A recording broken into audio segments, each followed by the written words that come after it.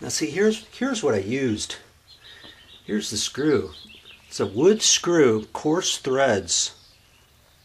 And when you match up the drill bits, you don't want to get a drill bit almost the same size or just barely short of the same size. You want it a little bit smaller. So I went pretty small. You know, you don't want to get too big, because then this could strip out.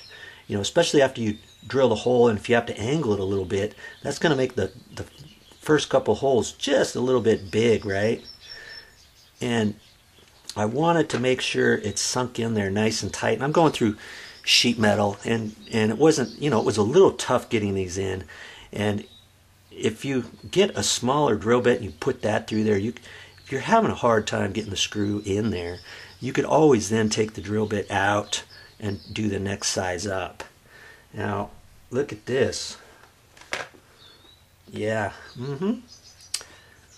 I wasn't being careful. Well, actually I was being careful, but these thin little bits, they have a tendency to bend as you're putting it in. Plus that gutter had that backside edge, and so I hit that and this snapped right off. So usually whenever I get drill bits, I always try to get some extra small size. And I had another little container here. This is kind of like a nice bit holder. And see, usually these are the ones that break back here. Luckily I had one here, and I was able to finish up the project using this other bit. And you just have to be kind of careful, because once you put it in there, if you're holding it at the wrong angle or something, you're liable to snap these off. Okay, happens to the best of us. All right, so that's how I did it. Hey, here's one more important tip for you. You're using your drill and you got a little small drill bit on there. Make sure you're careful where you place your drill, because if you drop the drill or if you bump it and it falls over, you could snap this little drill bit off. And that's what I did. Look at this. I've got 2 drill bits that are broken now. And fortunately, I had one left. I had one extra drill bit left. You see it there, okay? That's why I have extra of those bits. But even still, I could go up one size above that, and then I just have to be careful when I'm drilling it. And that would work too. Okay, so just, you want to make sure you always go smaller. Hey, you can always raise it one size if you need to. Be careful. Now that's why when you have a drill like this with the small battery pack, this is a 12 volt and the battery's not that big, and sometimes even the 18 volt, the battery size is kind of small. When you stand it up, sometimes it can get kind of wobbly. And you know, especially if you have a small drill bit in the end of it, make sure you set your drill down like that on the ground. If you knock this just a little bit, down it goes, chances are, and you know it will happen, your drill bit is going to snap off. Just your luck, right?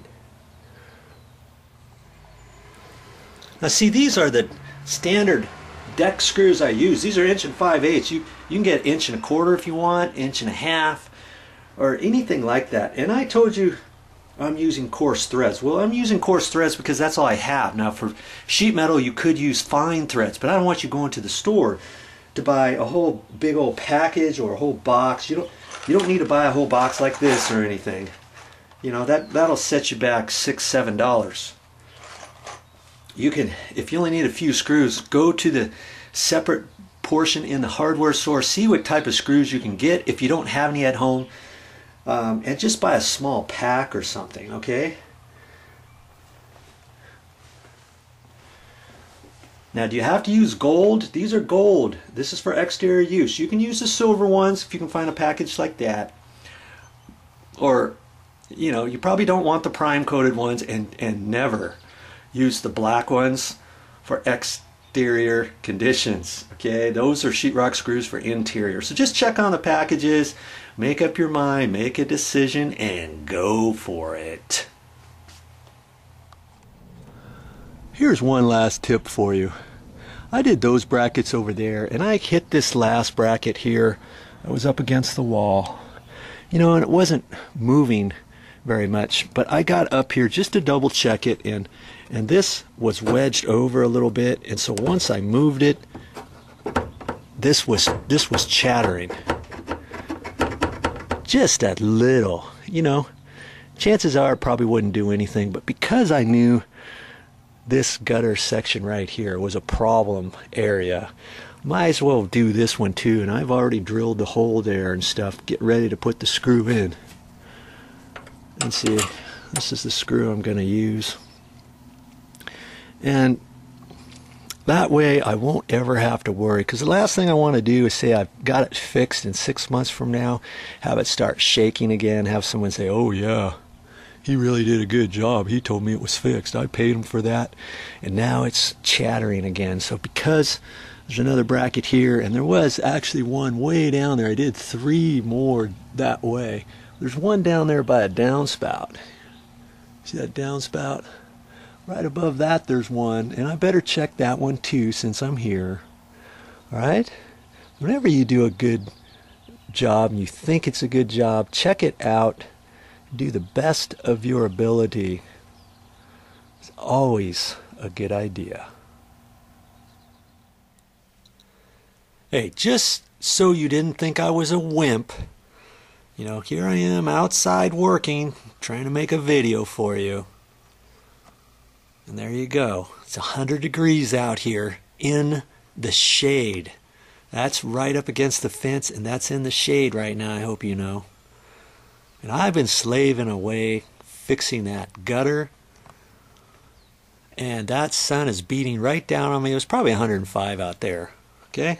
So, just wanted you to know how dedicated I am on bringing it to you.